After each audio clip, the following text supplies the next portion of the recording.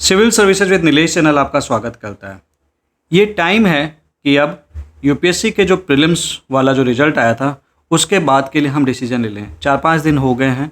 मुझे पता है आप में से बहुत सारे बच्चे बहुत ज़्यादा एंजाइटी में होंगे, बट देन उसके आगे का क्या हम हमें उस एंजाइटी के चलते 10 दिन हमारे वेस्ट कर देने चाहिए, 10 से 15 दिन जो रिजल्ट आने में लगेगा, या फिर हमें कुछ ऐसा करना चाहिए जो हमारे रिजल्ट के फेवर में हो अगर रिजल्ट हमारा फेवर में आ जाए। इस टाइम पे हमारे और आप में से 3 कैटेगरी के स्टूडेंट्स हैं। एक वो बच्चे जिनके थ्रेशोल्ड के मार्क्स जितना थ्रेशोल्ड हमें लगता है, लेट्स से कि उनके 105, 110, 115 आ रहे हैं, तो ये बच्चे तो श्योर है कि they are going to write the mains. Then कुछ ऐसे बच्चे हैं जिनके 50, 60, 65, 70 तक आ रहे हैं। ये भी वो बच्चे जो श्योर है कि they are not going to write the mains.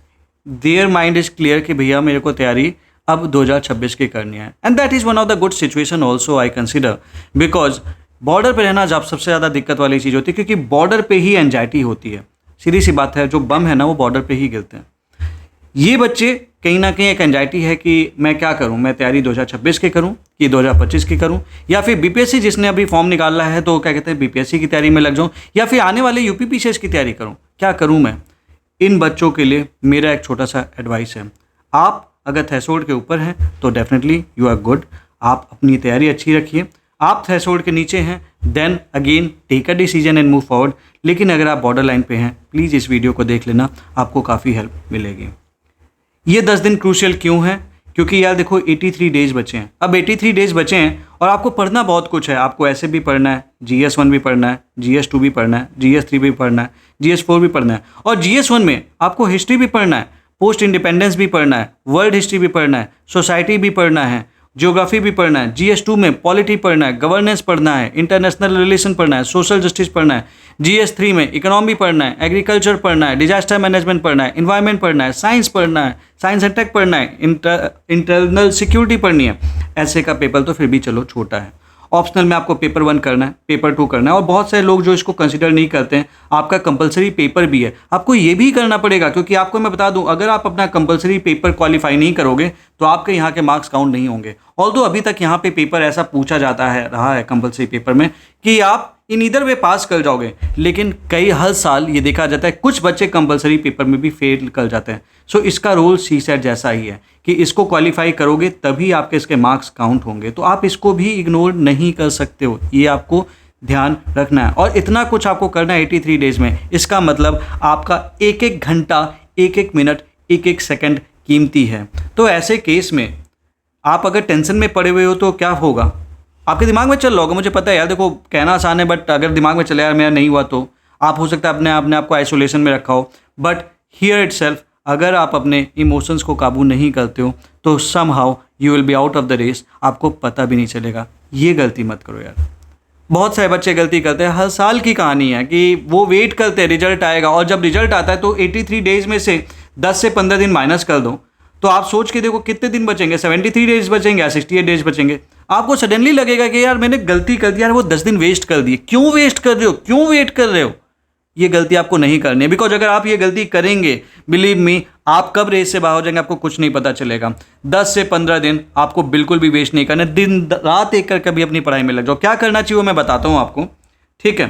तो 2 सिनेरियो हो सकते हैं। एक होता है चलो आपने पढ़ाई शुरू कर दी लेकिन you fail in the result, एक ही हो सकता है। तो एक बात बताओ यार, मान लो आप पढ़ते हो और आप फेल कर जाते हो, तो क्या आपका कोई नुकसान होगा? द आंसर इज नो, आपका कोई नुकसान नहीं होगा। इनफैक्ट आप अगले साल के लिए ज़्यादा अच्छा प्रिपेयर्ड होगे।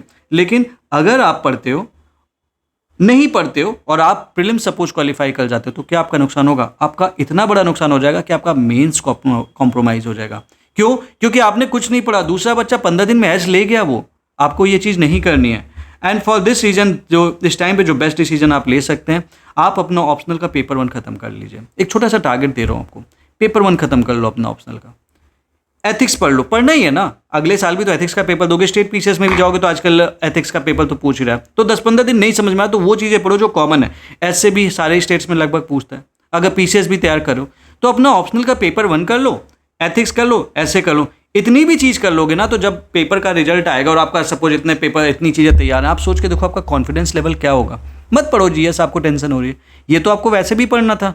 अगर प्रीलिम्स नहीं भी क्वालिफाई होता तो भी पढ़ना था। तो प्रीलिम्स क्वालिफाई हो रहा है और सपोज कि आपने ये पढ़ रखा है, तो आप सोच के देखो 15 दिन बाद ऑप्शनल का पेपर 1 आप इसके आंसर राइटिंग प्रैक्टिस शुरू कर दोगे। जब आप ऑप्शनल पेपर 2 स्टार्ट करोगे, एथिक्स आप इसके आंसर राइटिंग प्रैक्टिस शुरू कर दोगे, ऐसे आप इसका आंसर राइटिंग प्रैक्टिस कर दोगे। तो एग्जैक्टली आपने क्या किया, आपने 750 मार्क्स का तैयार कर लिया। बचा कितना, 1000 नंबर का बचा, 1000 प्लस 250, 1000 लाइक नहीं या 750 GS2 GS3 GS4 and 250 1000 number का ये बच गया। तो 1000 नंबर का ये था, लेकिन आपने अगर 15 दिन लगा के हमने 750 नंबर का तैयार कर लिया, तो आप कितना ज़्यादा एज में होंगे। जस्ट थिंक ऑन दिट, अपने दिमाग में ये चीज़ लगाइए, ठीक है। तो मैं आपसे यार लास्ट टाइम पे यही कहूँगा कि यार एंजाइटी से देखो यार किसी का भला नहीं होता। Anxiety, frustration, I do understand, कहना आसान है, दिक्कत होती है, लेकिन उस दिक्कत से आपको कुछ मिलेगा नहीं। आप योगा कर सकते हैं, जो भी करें, और पसंद आ रहा है चाहे नहीं पसंद आ रहा है, टेंशन हो रही है चाहे नहीं हो रही, start turning the pages of your book. Don't waste your time, this is the time, this is high time that you should take the step for your own career, क्योंकि ये आपका करियर है। और आप कहीं ना कहीं जब आप नहीं पढ़ रहे हैं तो आप उस बच्चे को दे रहे हैं जिसकी तैयारी अच्छी नहीं होगी अपने ऊपर, जबकि आपकी तैयारी हो सकता है शायद बहुत अच्छी हो। So don't wait for the result. ये 10-15 दिन टारगेट कर लीजिए, कुछ मत पढ़ो। अगर जीएस पढ़ने का मन नहीं हो रहा, टेंशन हो रहा है, ऑप्शनल 1 खत्म करना है, एथिक्स खत्म करना है, ऐसे खत्म करना है, इतना कर लोगे ना कहीं आप काफ़ी ज़्यादा एज पे आ सकते हो। So do try to follow this advice, this is one of the best thing that you can do. मैंने भी यही किया था जब मेरे पास टाइम था, ठीक है।